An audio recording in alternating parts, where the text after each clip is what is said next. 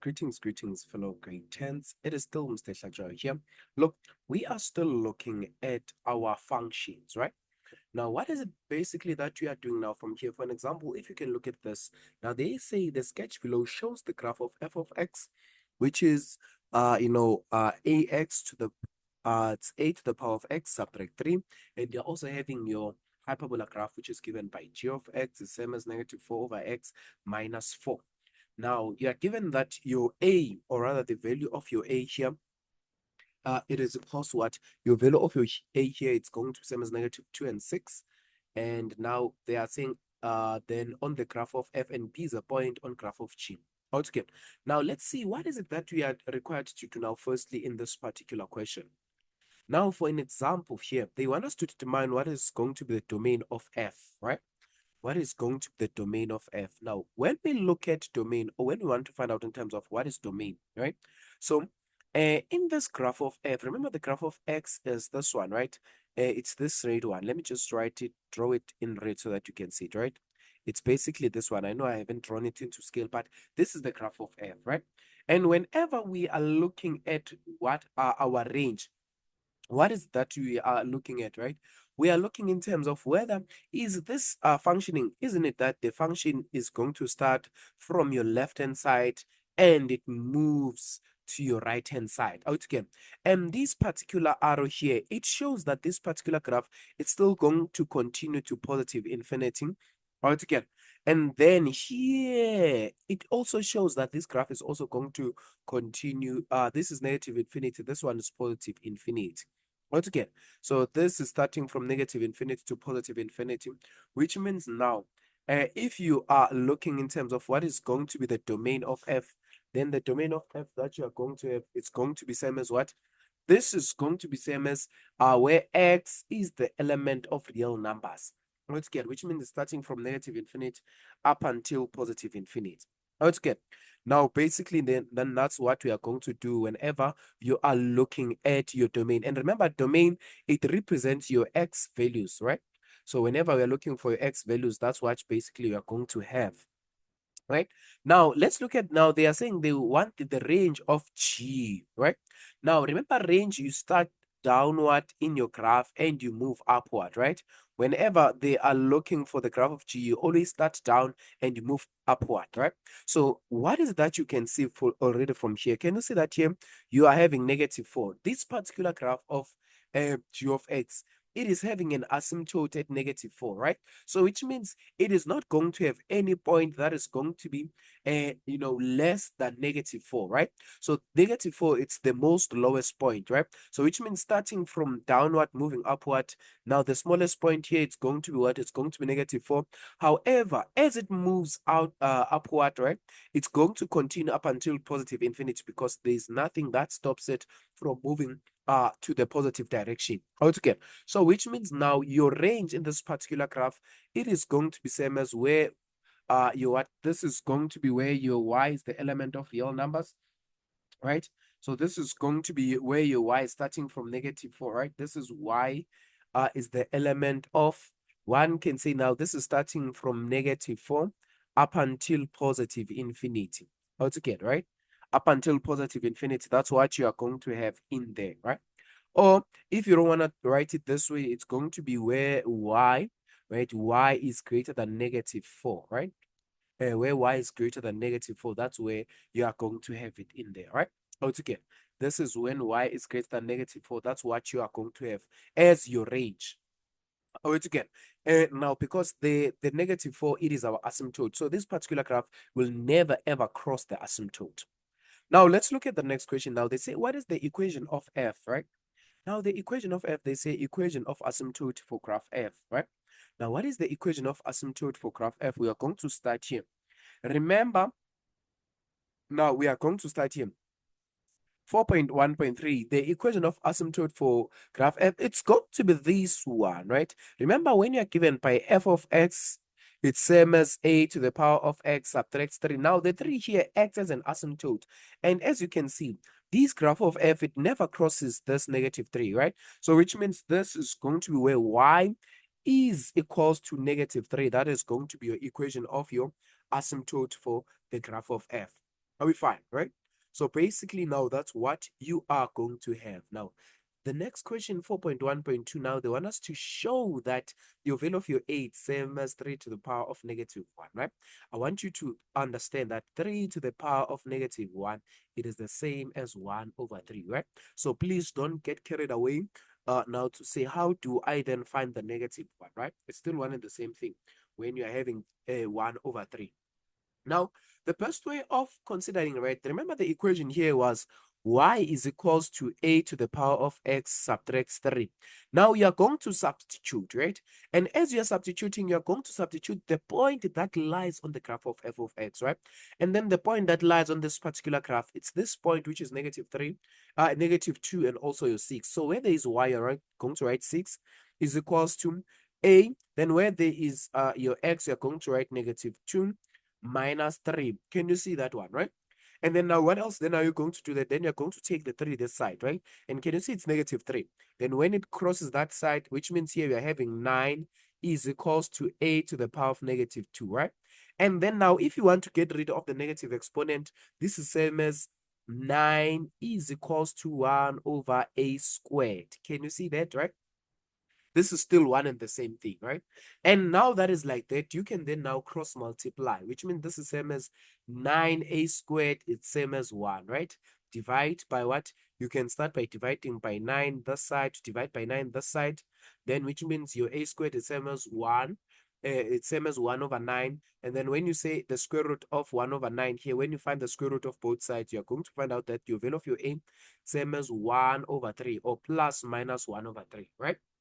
Once again, now that's what basically you are going to have as your value of your a. Once again, and remember when I started, I said now your value of your a it's same as what your 3 to the power of negative 1, it's same as 1 over 3. Once again, so which means in this case your value of your a is going to be same as that, right? And then now, unless then they wanted to show it, you can still write it then in terms of a is equals to 3 to the power of negative 1, which is still going to be correct. Are we fine, right? I'm hoping that this one, it is making sense, right? So that's what basically you are going to have for your value of your A. Now, they want us to find out what is going to be the coordinate of your C, right? Now, they want us to calculate what is the coordinate of your C. Can you see that your C, there are many ways that you can use to calculate your C, right? Because from where I stand, C represents my Y as or my X asymptote for both of these graphs, right? So which means now, for an example, I can use either the graph of f of x or the g of x to find that, right? And now for an example, I can come to this graph of g of x. Remember, g of x is same as y is equals to negative 4 over x minus 4. Then now I can say for x-intercept, isn't that for x-intercept, I let my y be equals to 0. Are you sure? Right? So this for x-intercept, I will let my y b equals to 0, right? Which means this is same as now, this is same as 0 is equals to negative 4 over x minus 4. Then you take the 4 this side, which means this is same as 4 is equals to negative 4 over x, right?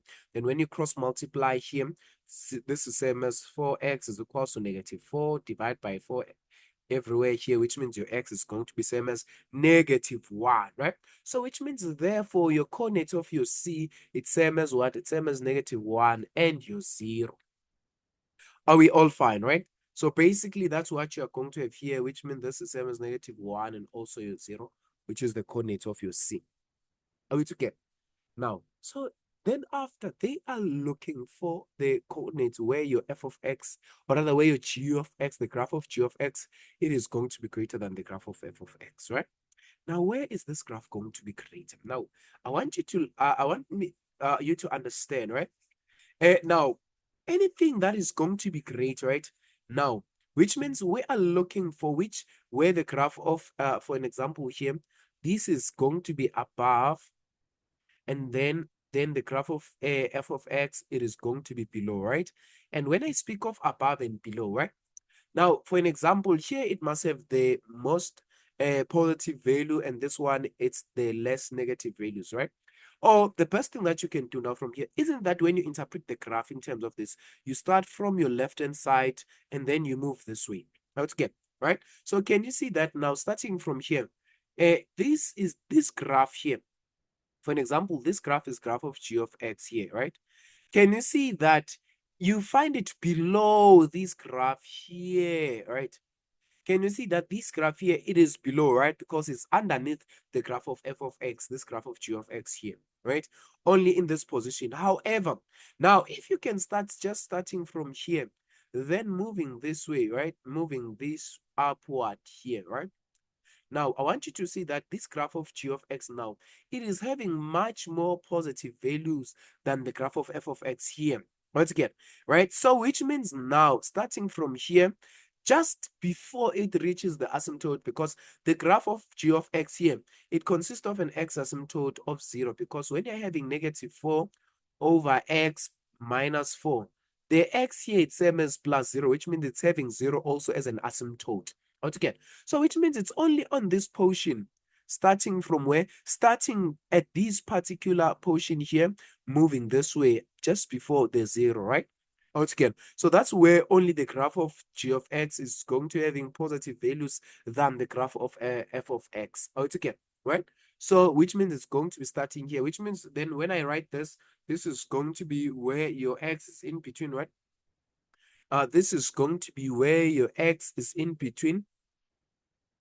This is where your x is in between -1 and also 0, right? This is where it's in between -1 and also your 0.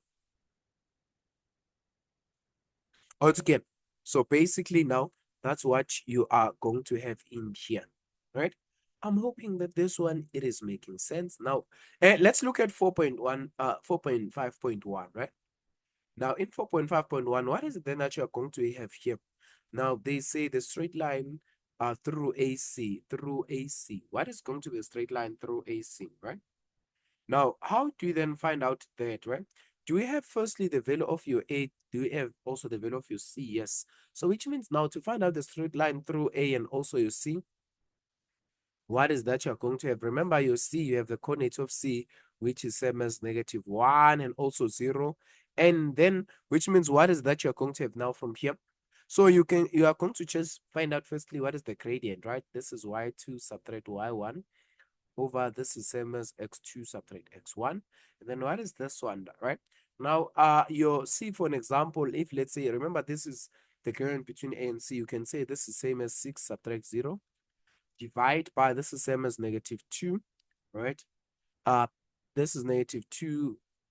This is -2 subtract -1, and then what is that you're going to have here as a gradient? This is same as -6, if I'm not mistaken, right?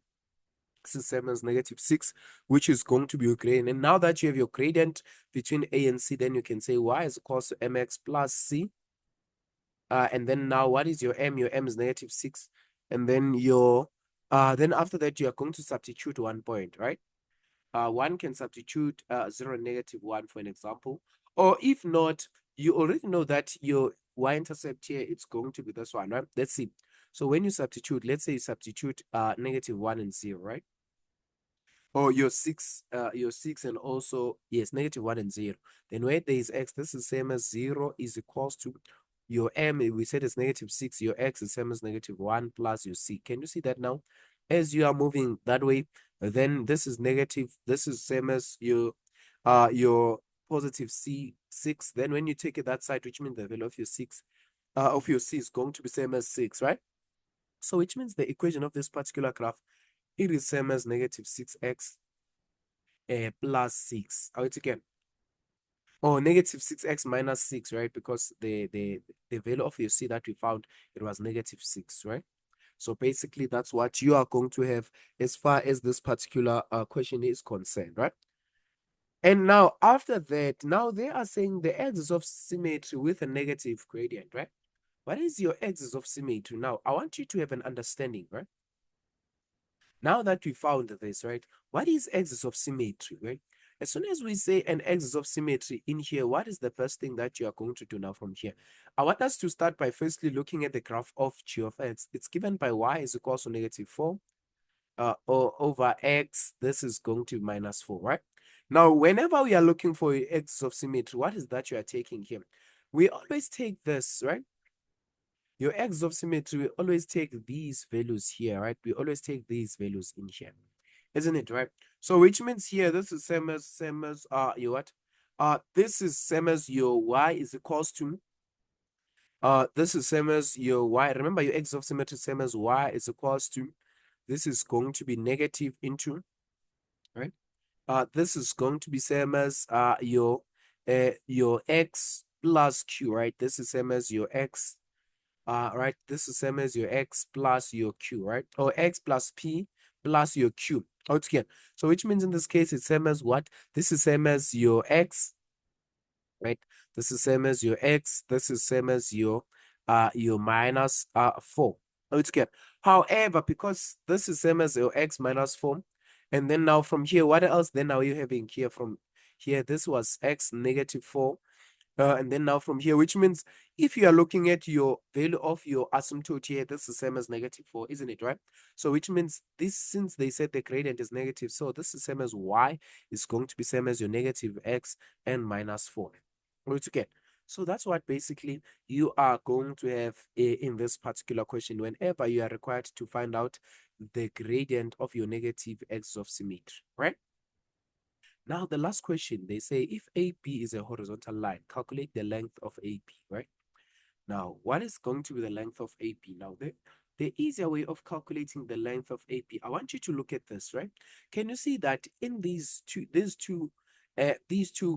things, they share the same coordinate, right? They share this coordinate. They share your x here. We don't know what is your x, but we know that your y is going to be 6, right? Because your y here is same as 6. Okay. So what's the first thing that you can do now? You can go to the graph of B firstly and substitute 6 to find out what is the corresponding x value, right? So which means you're going to say, look, y is going to be same as 4 over, this is negative, this, your x is same as, this is, remember, you are looking for x, which means you're going to substitute where there is y, right? Right? So which means this is same as 6. This is same as 6 is equals to, this is same as your negative 4 over x minus 4. Then now after that, when you take this one this side, what is that you're going to have? This is same as 10, right? When you take the 4 this side, it's same as 10 is equals to negative x over, negative 4 over x, right? Then as you cross multiply, what is that you're going to have here? When you cross multiply, you are going to have 10x is equals to negative 4, right? Then you divide by x here, which means now your value of your x that you're going to find in there, it's same as negative 0.4, right? This is going to be same as negative 0.4. And then now what is going to be the distance between these two, right? Can you see that this is two units from this one and this is 0.4 units from here, right? So if you're looking for the distance here, this is going to be same as your horizontal distance AB. It's going to be same as 2 subtract 0.4. And then what is the answer that you're going to have here? This is same as 1.6. Are we all fine, right? So basically, this is how you go about whenever you are given these types of question to, to write. Hopefully all of this makes sense. And thank you very much for listening.